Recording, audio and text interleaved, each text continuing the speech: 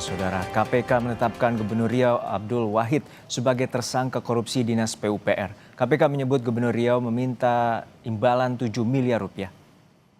KPK menetapkan Gubernur Riau Abdul Wahid sebagai tersangka korupsi terkait jatah fee penambahan anggaran unit kerja di Dinas Pekerjaan Umum, Penataan Ruang, Perumahan, dan Kawasan Permukiman dan Pertanahan PUPR PKPP.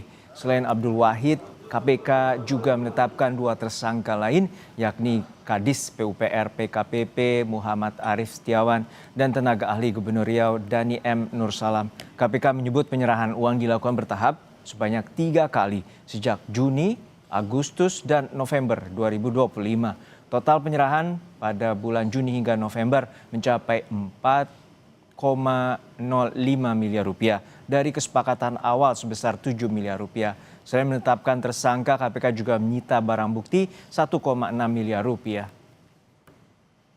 Juni 2025, pada setoran pertama FRY sebagai pengumpul uang dari Kepala UPT mengumpulkan total 1,6 miliar rupiah. Dari uang tersebut atas perintah MAS sebagai representasi dari AW bahwa FRY Saudara, untuk pertama kalinya perwakilan Indonesia mendapat kesempatan berpidato menggunakan bahasa Indonesia.